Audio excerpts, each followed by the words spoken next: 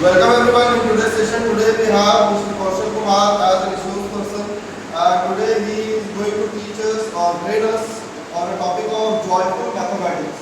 As we know that student dislikes math subject in most of the cases because they need to learn formulas and their structures.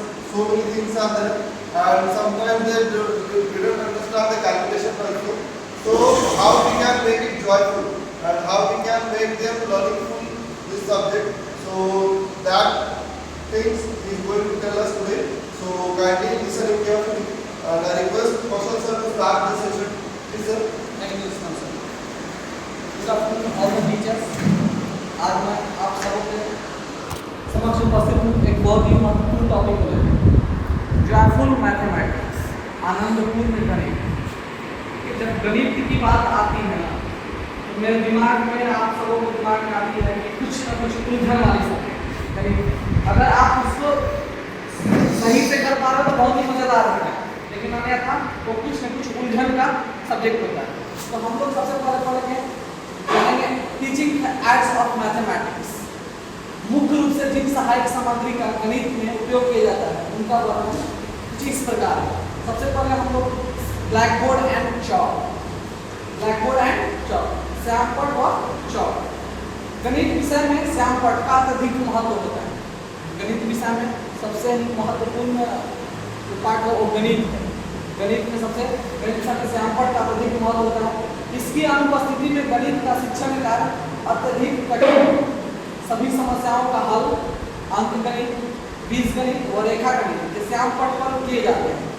श्यामपट्ट पर चित्र और चित्रों की सहायता से प्रश्नों को हल बहुत ही सुविधाजनक तरीके से हो जाता है।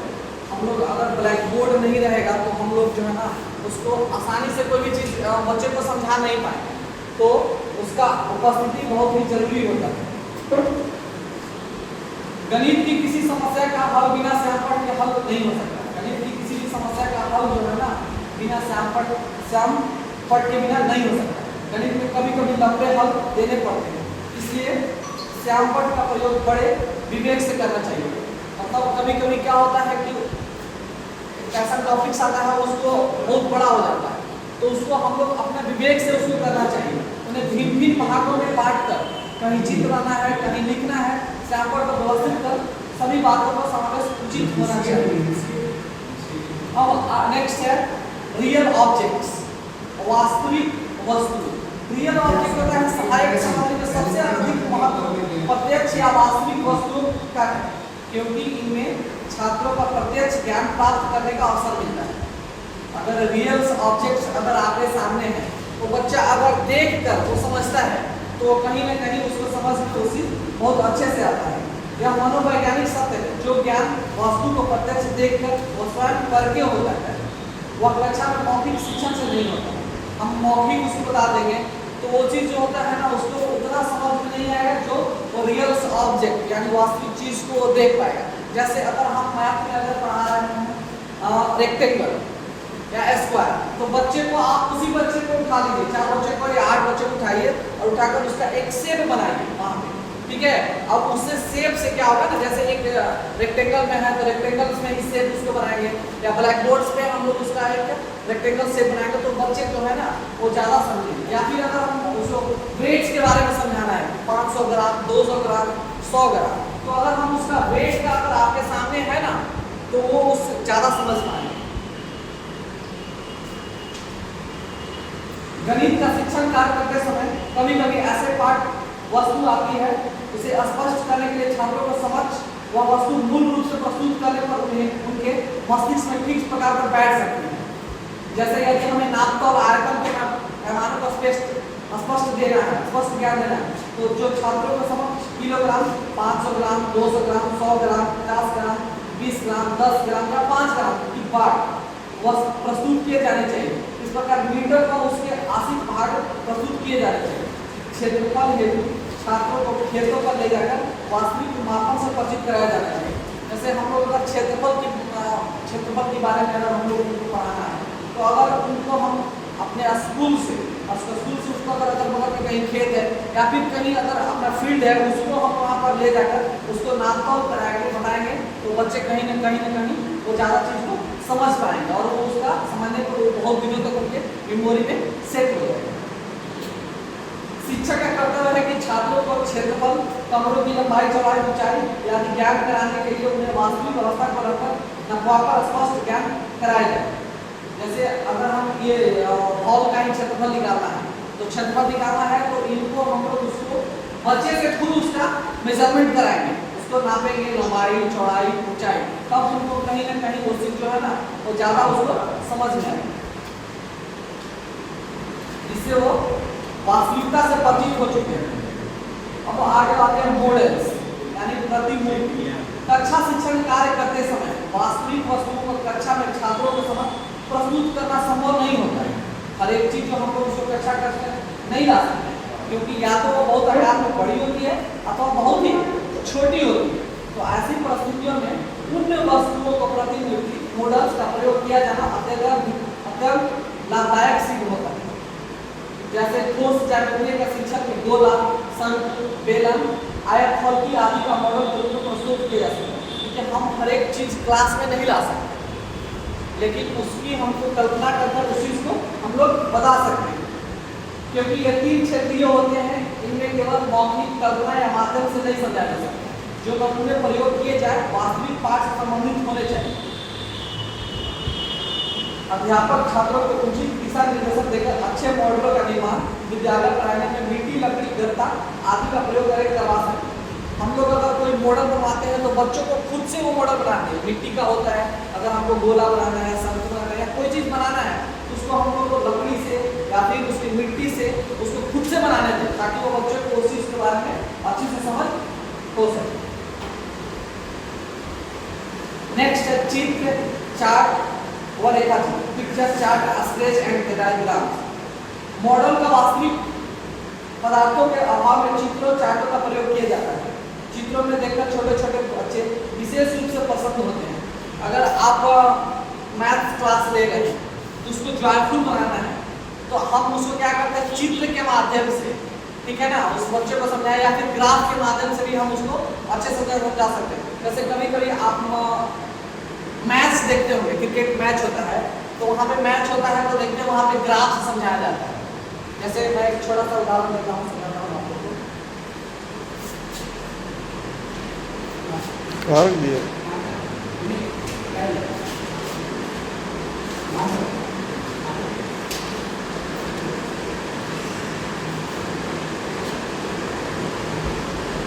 जैसे ग्राफ होता है,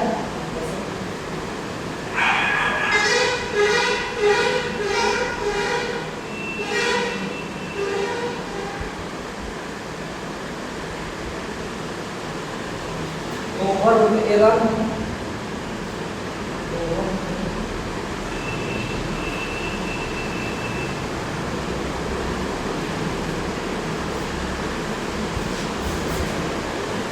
ठीक है। तो उसमें जो है ना आपको यहाँ पे ग्राफ से इसको डिफाइन किया होता है कि 10 ओवर में 50 रन पे 2 विकेट्स आउट हुए हैं, 15 ओवर में 100 पे 3 विकेट्स, 20 ओवर में 150 पे 4 विकेट्स। ऐसे करके आप लोगों को समझाया जाता है, तो हम लोग इस ग्राफ को है ना काफी अच्छे से समझ पाते हैं। उसी तरह से अगर हम बच्चों को इस ग्राफ के बारे में बताएं, चित्र से उसको समझाएं, तो बच्चे कहीं ना कहीं उस चीज को अच्छे ढंग से समझ पाते हैं।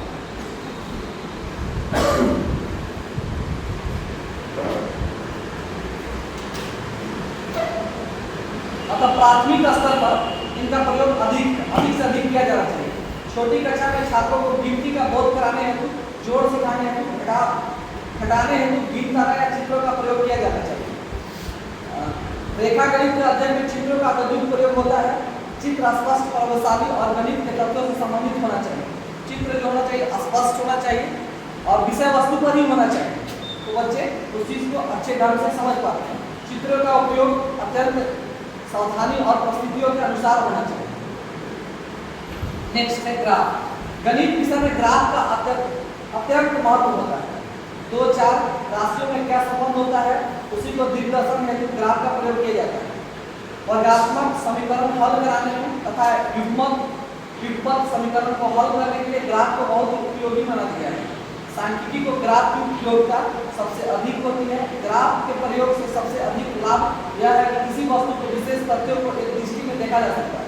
जब दो वस्तुओं की तुलना समान गुणों पर होती है तो ग्राफ द्वारा प्रदर्शन सबसे अधिक प्रभावशाली माना जाता है। दो देशों के रन रेट, अभी मैं आपको बता रहा था, दो देशों के रन रेट और ओवरऑल की तुलना ग्राफ वीडियो स्पष्ट तरह के सामने ओवरऑल जो क्रॉस लिस्ट बनाना है ना वो जाकर फॉर्मेटवा बनाइए तो तब तक हम यहाँ करते हैं। इंडिया का सेकंड आपका निकालता है, ये निकाल सकता है सेकंड आपका। यहाँ पे अगर दो देश का है तो ये ऑस्ट्रेलिया का हो गया, उसी तरह इसका भी ऐसे।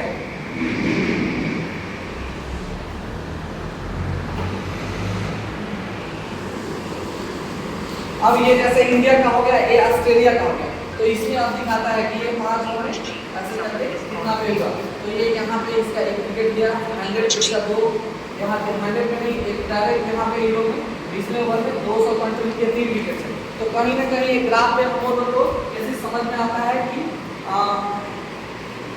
उसका स्थिति और इसका स्थिति का तुलना हम लोग काफी आसानी पूर्वक कर सकते हैं। और इसका रन रेट कहाँ पे ज्यादा रहा है, कहाँ पे कम रहा है।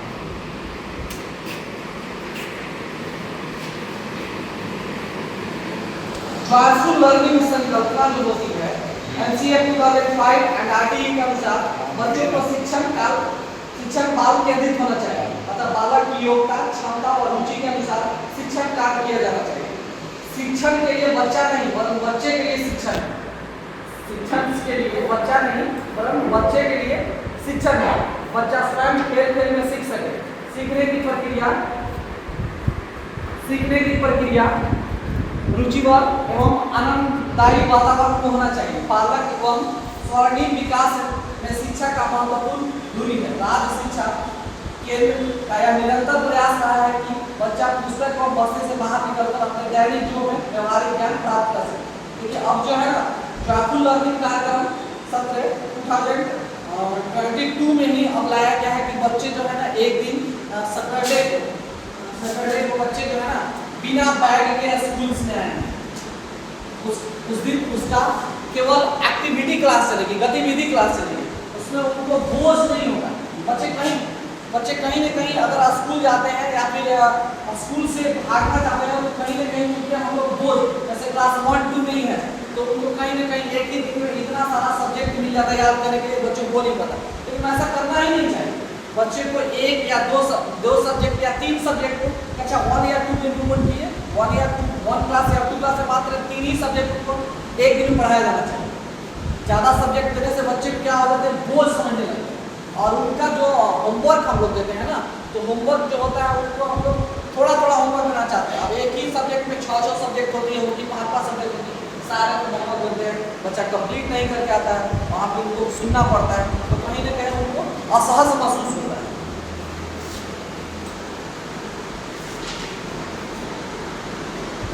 जोयफुल लर्निंग का कार्यक्रम अब सारे विद्यालय में शुरुआत हो चुकी है। विद्यालय में विद्यार्थियों को 100% उपस्थिति सुनिश्चित करने के उद्देश्य से विद्यालय में भयमुक्त और आनंददायी वातावरण में जोयफुल लर्निंग की गतिविधियां कक्षा 1 से 8 तक विद्यार्थियों को के लिए सत्र में आरंभिक पास की जाती है। इसमें बिना पुस्तक और बस्ते का शिक्षण गतिविधियां खेल में की जाती है एवं विद्यार्थियों को खेल कूद, चित्रकारी आदि के लिए स्केच पेन, ड्राइंग शीट एवं खेल सामग्री प्रदान की जाती है। जोयफुल लर्निंग का उद्देश्य जो होता है आनंदमयी वातावरण में बच्चों की दक्षता समर्थन। बच्चे खेल में आनंद की अनुमति कर छोटे बड़े समूहों में काम कर सकेंगे। ड्राइंग, पेंटिंग, मिट्टी से कुछ चीज बना सकते हैं आदि और विभिन्न कला को सीख सकेंगे। बच्चों को मनोवैज्ञानिक कौशल का विकास एवं उन्हें सृजनात्मक अभिव्यक्ति का अवसर। बच्चों को संस्कार एवं आदतों के विकास। जोयफुल लर्निंग का जो है ना, अब जो है ना बच्चे को हम लोग स्कूल, जब बच्चे स्कूल आते हैं तो हम लोग उनको जोयफुल रूल्स में ही पढ़ाते हैं। अगर आप क्रोध मुक्त में पढ़ाएंगे तो बच्चे कुछ ज़्यादा सीख नहीं पाएंगे। तो सबसे पहले हम लोग स्कूल में क्या करना चाहिए उस पर हम लोग ध्यान फोकस करना चाहिए कि गतिविधि के उद्देश्य को ध्यान में रखें। बच्चों को हर एक दिन एक्टिविटी होना चाहिए, प्रत्येक दिन उसको गतिविधि होना चाहिए। या फिर उसको गतिविधि में खेल में ही कुछ स्पोर्ट्स में ही उसको हम लोग कुछ गतिविधि सिखाए। अगर हम लोग को गणित क्लास 1 और 2 में पढ़ाना है, बताना है, तो हम लोग उसको खेल में उसको गतिविधि बताएंगे। जैसे अब बच्चे एक बार समूह में आए ग्राउंड्स में खेलने के लिए, अगर हम लोग को ऐड सिखाना है तो ऐड सिखाना, छोटे बच्चे हैं तो हम उसको 2 खेमा में बांट दें, 1 और A और B खेमा में, और उससे हम लोग 2 बच्चा इधर से लाएंगे और 2 बच्चा इधर से लाएंगे, और तीसरा खेमा में ले जाकर उसको हम लोग निकाल कर वहाँ रखेंगे। इससे क्या होगा, अब हम बच्चे को बताएंगे, बताइए टोटल काउंट करके कितने बच्चे हुए, तो बच्चे आसानी पूर्वक उसको याद रखेंगे, ऐड कर सकते हैं। सर 2 + 2 = 4, ठीक है ना। तो ये ऐसे आसानी पूर्वक उसको जोड़ भी कर सकते हैं, फिर उसको ज़्यादा भी कर सकते हैं। जैसे 5 बच्चा को लाएंगे, जैसे 1 डिजिट पहले बताया, फिर 2 डिजिट बजाएंगे, फिर 3 डिजिट, ऐसे करके बच्चे जो है ना आसानी पूर्वक काउंटिंग सीख सकते हैं, ऐड कर सकते हैं। या फिर सब्ट्रैक्ट करने की बात होती है तो 2 खेमा हम लोग बनाएंगे वहाँ पे। जैसे हम लोग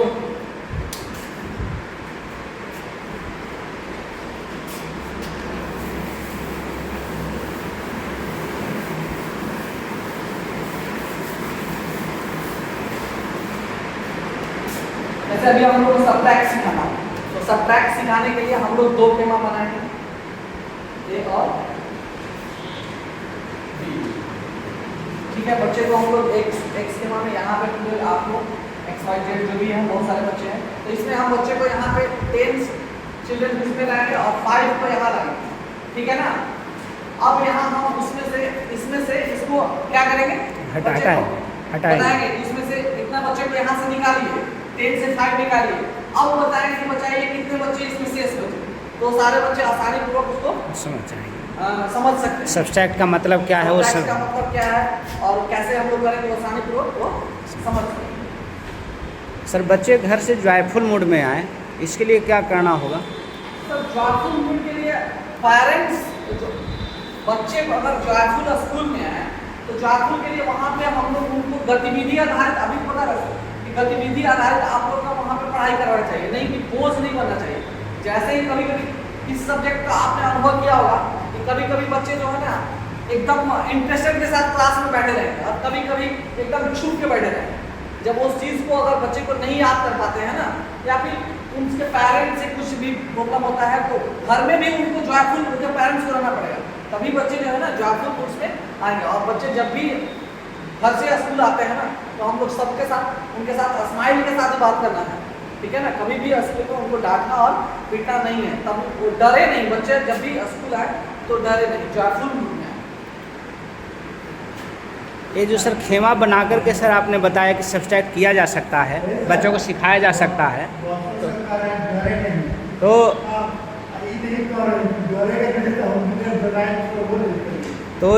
इसको हम सर कॉपी पे और क्लास में कैसे बता सकते हैं? इसको सर हम क्लास में ही, यहीं पे छोटे बच्चे हैं, उसी में हम लोग खेमा में उसको बांट देंगे सर, ठीक है। क्लास में डिवाइड खड़े करवा देंगे हम लोग, जैसे ABC कर सकते हैं ना, तो उसमें वहीं से बच्चे 5 बच्चे यहाँ लाए और 2 बच्चे यहाँ लाए, और उसमें से हम उसमें से इसको क्या करेंगे, सब्ट्रैक्ट करेंगे। तो बच्चे जो है ना ऑटोमेटिक क्या होता है, सब्ट्रैक्ट का मतलब समझ, अगर एडिशन करना है तो 2 बच्चा इधर 2 बच्चा इधर, और टोटल करेंगे हम लोग कि बताइए अब टोटल दोनों के एक बार मिला देंगे, अब बताइए कितने बच्चे हैं, तो उसमें आसानी पूर्वक से वो लोग ऐड और सब्ट्रैक्ट सीख सकते हैं। बच्चों को छोटे बड़े समूह बनाने के लिए कार्य की गतिविधि के अनुसार करें। उनको हमेशा अगर कोई भी सब्जेक्ट पढ़ना है तो उनको एक ग्रुप में बनाकर उसको पढ़ाएं, तो बच्चे कहीं ना कहीं उसी समझ सकें। सभी कक्षाओं में सभी स्तर पर बच्चे सम्मिलित करकर मिश्रित समूह बनाएं, और समूह बनाकर उनको एक कहीं ना कहीं उस चीज़ को समझाएं, बताएं, तो बच्चे है ना वो आसानी पूर्वक उस चीज़ को समझ सकते हैं। शिक्षक बच्चों को स्वयं सीखने के लिए प्रोत्साहित करें। हम लोग क्या करते हैं, अगर आप गणित के कक्षा में जाते हैं तो कहीं ना कहीं बच्चे को हम एक क्या करते हैं, डायरेक्ट उनका आंसर आपका सारा का सारा क्वेश्चन बना देते हैं, आप बनाइए और उसको उतारिए और उसको ले जाइए। नहीं, उसको बच्चे को आप एक एग्जाम्पल के रूप में उसको समझाइए और बच्चे को खुद से उसको करने दीजिए। बच्चे जितने करेंगे उतने बच्चे सीख पाएंगे, जितना बच्चा खुद से करेगा उतना बच्चा सीख पाएगा। शिक्षक की भूमिका सहयोगी और बच्चों को परस्पर सीखने को बढ़ावा देने वाली हो। शिक्षक जो है ना हमेशा उसको सहयोगी के रूप में, नहीं कि आप सारा चीज आप खुद से कर दीजिए, खुद खुद से नहीं, बच्चों को खुद पे करने दीजिए। जहाँ गलती होता है तब उसको आप केवल बताइए, समझाइए कि नहीं यहाँ ऐसे करें। केवल उसको बीच में माने जहाँ पे कन्फ्यूजन हो वहाँ पे मदद आप करें, आप बताइए। हेल्प कीजिए। गतिविधियों में विद्यालयों में स्थानीय स्तर पर उपलब्ध शिक्षण सहायक सामग्री का उपयोग अनिवार्य है। शिक्षण सहायक सामग्री अभी हम बता रहे हैं teaching learning TLM teaching learning material. जैसे आपके कक्षा में जैसे आप रेक्टेंगल्स के बारे में बात कर रहे हैं या फिर आप बीजगणित के बारे में या फिर आप क्षेत्रविधि के रूप में पढ़ा रहे हैं बच्चों, तो उसका आपका वहाँ पे TLM होना जरूरी है, मटेरियल्स होना जरूरी है, मॉडल्स होना जरूरी है। मॉडल्स रहेगा बच्चे आसानी पूर्वक उस चीज को सीख पाएंगे। बच्चे जब पढ़ने के समय सुनने और समझने की क्षमता पर नकारात्मक टिप्पणी न करें। जैसे अगर मान लीजिए गलत भी बनाकर आए ना, तो उसमें हम लोग को गलत टिप्पणी नहीं करना चाहिए और उसको निगेटिव हम लोग उसको नहीं बोलना चाहिए। उसको हम लोग पॉजिटिव में कैसे हम लोग सोचेंगे वो निगेटिव से उठकर पॉजिटिव के रूप में आए, ठीक है। नहीं हो सकता है गलत हुआ, नहीं बेटा ठीक है इस बार नहीं, फिर से कोशिश करो, तो कहीं ना कहीं उसको उसी सुधार से पॉजिटिव में जाएगा, सुधार इम्प्रूवमेंट होगी।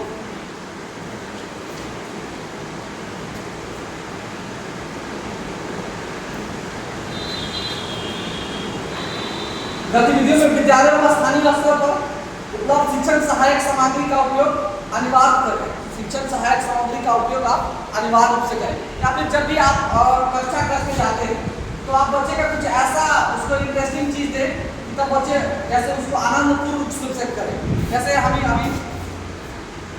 मैं आप लोग को देता हूँ, आप लोग खुद से उसको करके देखिए। जैसे गणित का है तो हम लोग उसमें एक्टिविटी जो है ना कक्षा क्लास में जाने के बाद करेंगे, बच्चे जो है ना खुश हो जाएंगे। जैसे यहाँ पे 6 डॉट 9 डॉट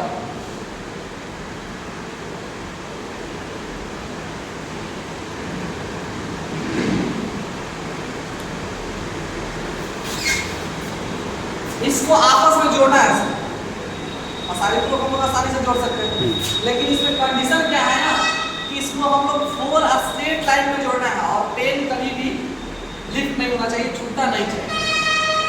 4 स्ट्रेट लाइन में 4 स्ट्रेट लाइन 9 डॉट्स है सर, 1 2 3 4 5 6 7 8 9 इसको आपस में हमको जोड़ना है, ठीक है। और जोड़ने के क्रम में कंडीशन ये है कि इसमें 4 स्ट्रेट लाइन होना चाहिए। 4 स्ट्रेट लाइन, जी सर 4 स्ट्रेट लाइन होना चाहिए, 4 स्ट्रेट लाइन होना चाहिए और पेन लिफ्ट नहीं होना चाहिए। स्कूल में कीजिए आप लोग करके देखिए एक बार। हाँ आवे है तरीका करे 10 मिनट मैं अभी क्या सर फिर से सर बताएंगे। आपने डॉट तो 3 ही दिए ना, हाँ हो 3 डॉट क्या करना है सर उसको? 1 2 3 4 5 6 7 8 9 9 इसको आपस में जोड़ना है, तो आसानी से लोग जोड़ सकते हैं, लेकिन कंडीशन ये है ना कि ये 4 स्ट्रेट लाइन में जुड़ना चाहिए। स्टेट तो हो सकता 4 स्ट्रेट लाइन, हाँ 4 स्टेट हो सकता है सर, स्ट्रेट हो सकता है। हाँ। और पेन लिफ्ट नहीं होना चाहिए, पेन उठना नहीं चाहिए, पेन घूमना भी नहीं चाहिए। नहीं सर। करके देखिए ना, हो जाएगा सर, हो जाएगा। देखिए इनको दीजिए, पकड़िए आप आइए ना मुझसे।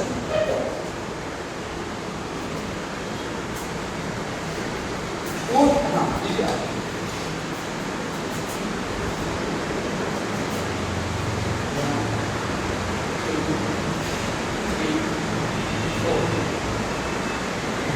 सर ये डॉट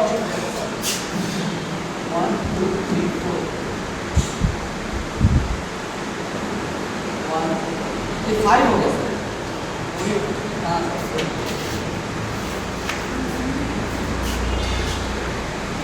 कोई दिक्कत नहीं, बहुत अच्छा प्रयास है, कोई बात नहीं, बहुत अच्छा प्रयास है। करना है, सीखना है। बच्चे को हम लोग ऐसा करेंगे ना तो बच्चे जो है ना बहुत ही इंटरेस्टिंग के साथ लेते हैं। आप लोग ऐसा महसूस किए होंगे। आपका 4 का ही था ना, जी सर, मैंने कर दिया। आइए सर आइए, 1 2 3 4 आइए सर।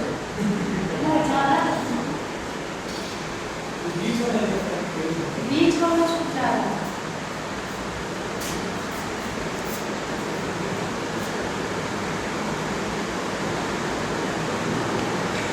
सर सर हम ट्राई करते हैं। सर सब कर लीजिए। आप करिए चल। वही होना चाहिए कुछ अधिक। 4 केवल 4 ओनली 4 लाइन्स। वो कीजिए, वो थोड़ा सा इधर उधर रहेगा, सब चलेगा, कोई दिक्कत नहीं। 4 सर। जगह प्रकार के वो पॉइंट छूट जा रहा है। नहीं जाओ। नहीं, हाँ आप कीजिए ना सर, इसमें कीजिए ना, कोई दिक्कत नहीं, आंसर लेके जाइए। आया जाए सर, प्रोमो सर। एक पॉइंट निकाल लिए हो जाएगा कुछ वाला।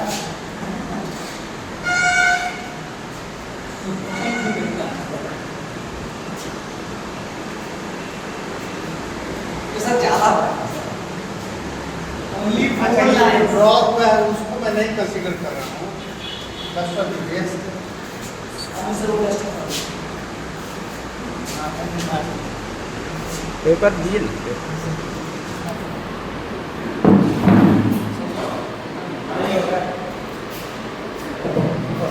20 26 26 मिनट।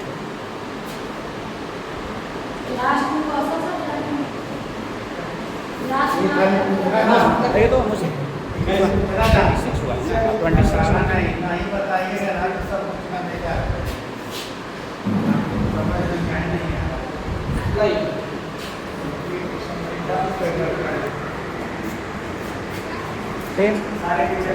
10 मिनट और 26 हो रहा है।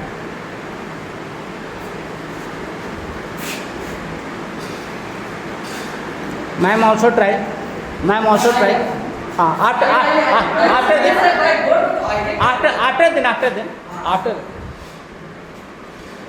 सर ये कैसे हुआ? आप जब पेन लीक हो गया ना सर, आपका पेन भी नहीं उठना चाहिए। एक ही बार में 4 घुमा देना है। हाँ बीच वाला छूट ही जाएगा। अगर हम ऐसे करते हैं तो 4 लाख वही जाएगा। नहीं छूटेगा। क्वेश्चन में कुछ प्रॉब्लम है सर। बस आपको तो सूचने वाले में प्रॉब्लम लग रहा है। ठीक है, आप दीजिए। नहीं। अच्छा, अब टाइम ओवर हो गया। बस टाइम टाइम है। टाइम हो चुका, चलने दीजिए, वो ट्राई करने दीजिए। खुद से खुद ही जो है एकदम सब सरेंडर हो गई। और एक तो सर भी किए थे। बन गया सर, बन गया। लेकिन 5वां लाइन हो जा रहा है। बचाव हो गया। 5 लाइन हो गया। 1 2 3 4 5। सब आप कीजिए। हाँ। मेरा तो ये 2 मिनट दीजिए मैम को, 2 मिनट चलेगा। अरे सर आप कीजिए ना। क्योंकि हम एक बार में करेंगे 4 घुमाएंगे। क्या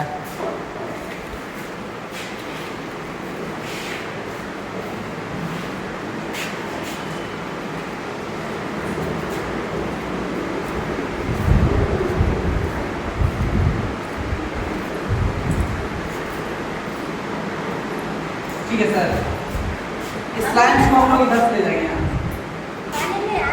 ठीक है, सपोज दैट ये मैच कर रहा है तो दिक्कत नहीं है ना? हाँ एक लाइन लिखने सर, यहाँ से पेन नहीं सर, पेन नहीं उठा रहा है। सपोज दैट यहाँ से यहाँ ले जा रहा है। ठीक है, ठीक है, कितना हुआ? 3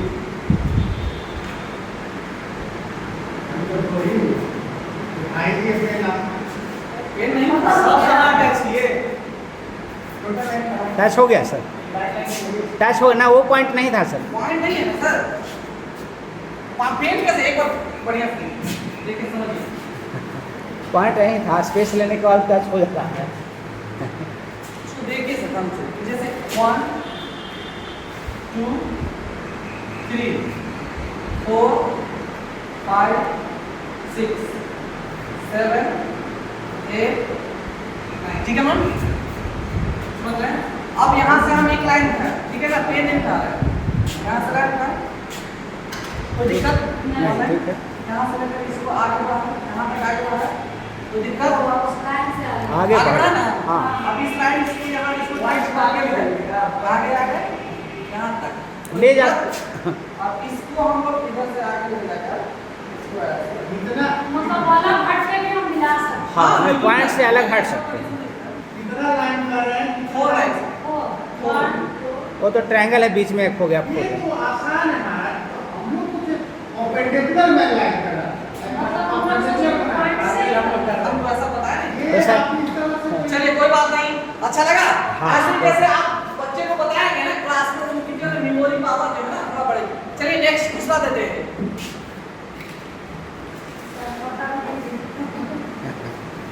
ठीक है, हाँ नहीं, यहाँ पर है कि मैं जो कह रहा हूँ आप उसके अनुसार कर पा रहे हैं। अब आपकी सोच और मेरी सोच में तो अंतर है। नेक्स्ट देखिए सर।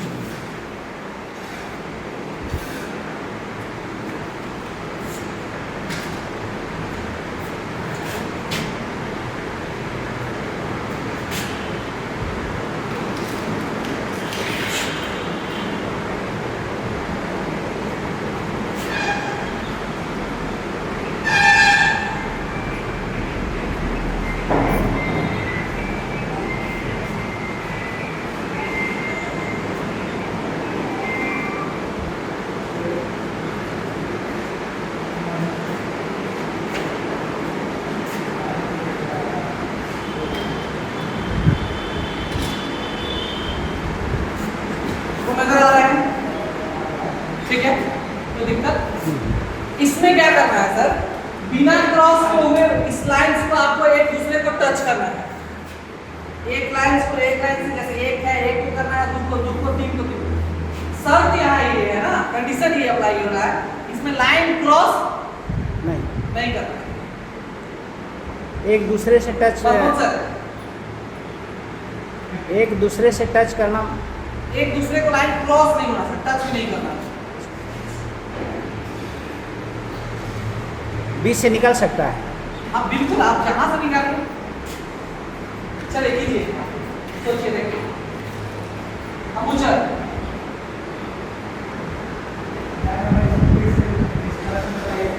रिपीट सेकंड सर, क्या है कि आपका नंबर दिए हुए हैं, ठीक है, और एक दूसरे का नंबर जो है सेम नंबर से उसको मैच करना है, टच करना है उसको।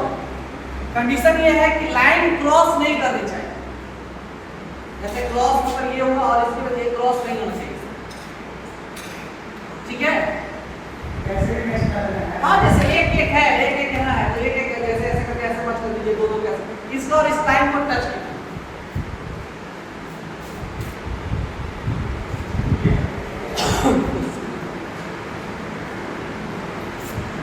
बॉडी जो पानी है उसके बीच में से बाहर जा सकते हैं। नहीं बात है, बॉडी से बात है। जब कैसे होगा? बॉडी से बाहर नहीं जाए। ट्राई कीजिए। बॉडी से बाहर जाएगा सर। ट्राई कीजिए सर। आप पेन इसको उठा सकते हैं, ऐसा नहीं है, पेन कंडीशन ये नहीं है कि पेन आप उठा सकते हैं। लाइन पर भी घुमा सकते हैं। ये लाइन पे नहीं सर, लाइन से इधर गए। हाँ।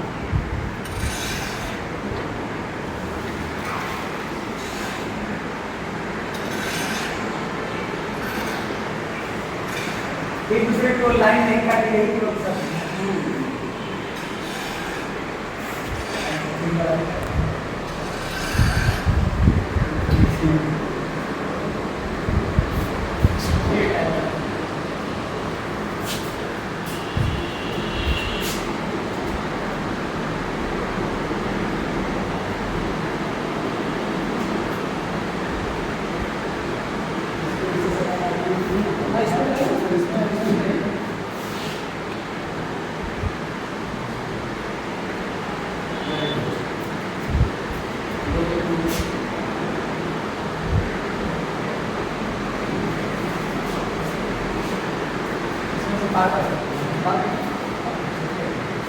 हाँ, उससे आ जाएगा।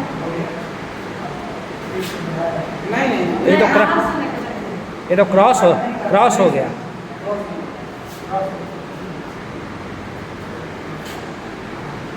और बाउंड्री के बाहर भी नहीं जाना है।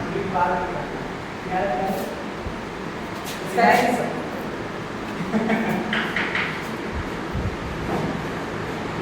इससे बाहर हो जाएंगे इंटरेस्टिंग बनाना है ना, जॉयफुल बनाना है, उसको इंटरेस्टिंग बनाना बस इसी का उद्देश्य है। नहीं सर, सेव करिए।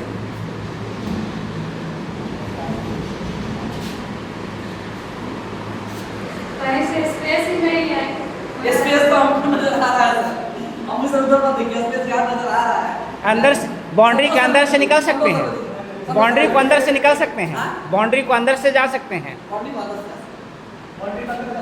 नहीं, ये तो सर लाइन क्रॉस हो रहा है ना सर, यहाँ तक तो बिल्कुल ठीक है सर, बस एक सेकंड में वहाँ कर देख रहे हो, समझ आ रहा है, अच्छा लग रहा है। ऐसा तो उसको समझ में आएगा।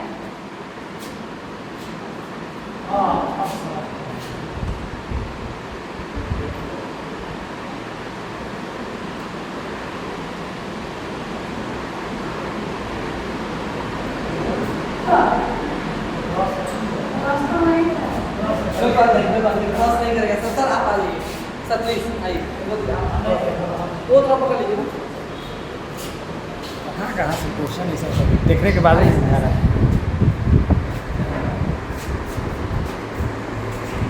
जो हम किए हैं वो ठीक है, 3 वाला केवल मिलाना है, समझ लिए वो सही सब बना लें।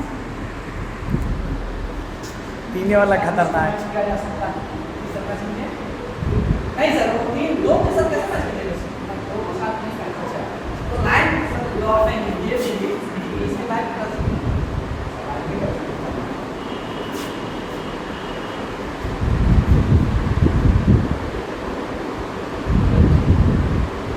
ये बात है।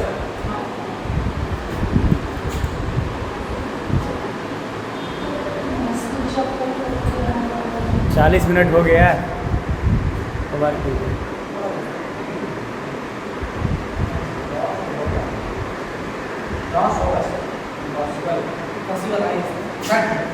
Everything is possible, sir. In this electronic case. Sir को दीजिए, सर को दीजिए। सर एक मैथ ये एक जी सर। सर आपको भी आइए सर, मीरा सर एक नंबर मैच करना है सर एक दूसरे को नंबर से। कंडीशन ये है कि एक दूसरे को वो कट नहीं करना चाहिए। जैसे ब्रोकर मतलब जैसे हम नंबर बाय नंबर उसको मैच करेंगे सर, ठीक है सेकंड, लेकिन ये जो लाइन जो है ना कटना नहीं चाहिए, क्रॉस नहीं होना चाहिए।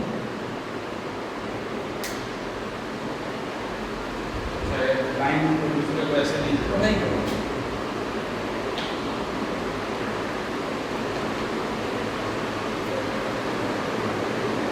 बाहर से मिला सकते हैं।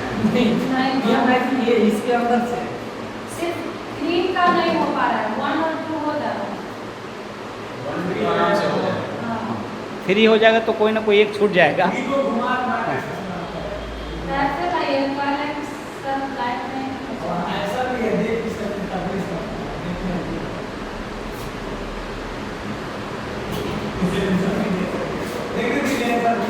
सर यहाँ से ऐसे लोग हाँ, लाइए नहीं होगा ना।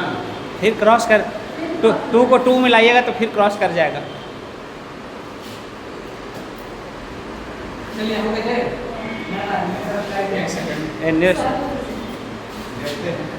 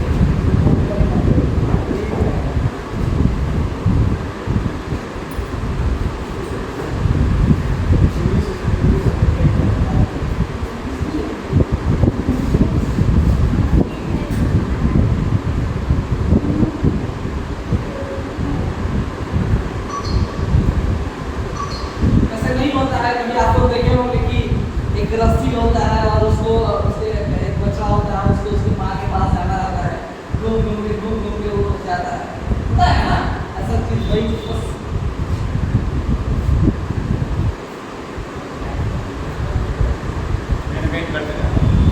देखिए सिंपल सा चीज है, कुछ नहीं करना, एक को मैच कर दिए, दो को मैच, ठीक है। हाँ, अब 3 को मैच करेंगे, कुछ नहीं करना, यहाँ से यहाँ तक आइए, यहाँ से यहाँ तक आइए, यहाँ से यहाँ तक यहाँ। वाह, ये तो पजल वाला वो बचे को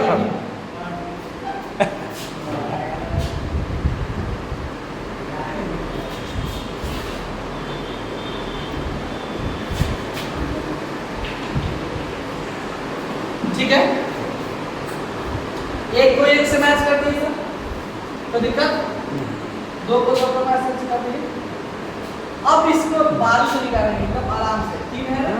इसको आराम से ऐसे करके 20 से नहीं हो गया, ठीक है। चलिए एक और है, हो गया।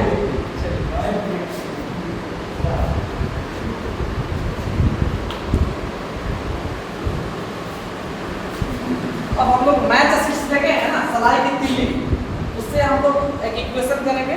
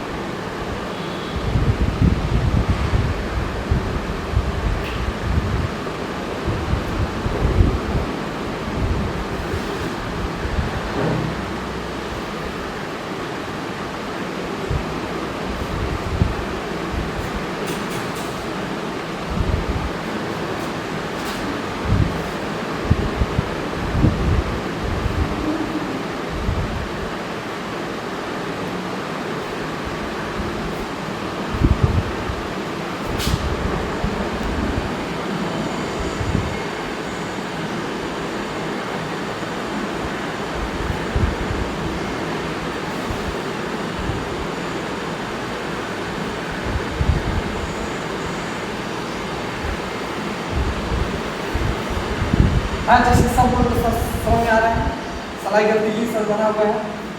इसमें क्या करना है ना, एक मैच इसको कहीं से हटाना है और उसका इक्वेशन सही करना है। 6 + 4 = 4 है। जबकि आना चाहिए 10।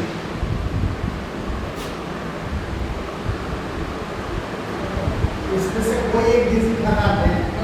कोई एक वहाँ से मैच हटाइए और कहीं ऐड कीजिए ताकि वो आपका इक्वेशन जो है वो सही हो जाए।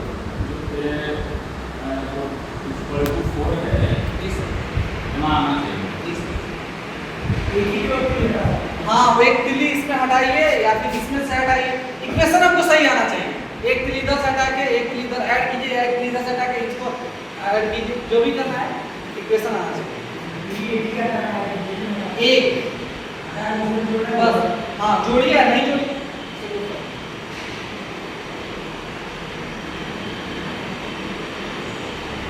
उसका इक्वल के बाद वाले को नहीं ना हटाना है, वो लाइन इक्वल होना चाहिए।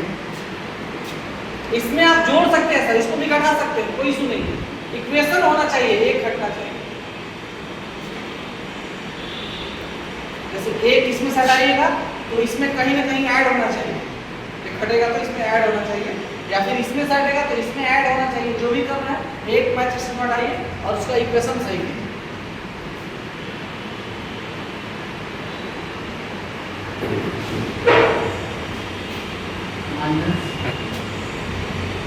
इसको हटाइए, वेरी गुड, एक मैच इसको यहाँ से हम लोग हटा देंगे सर। 5 + 4 9 9 हो गया।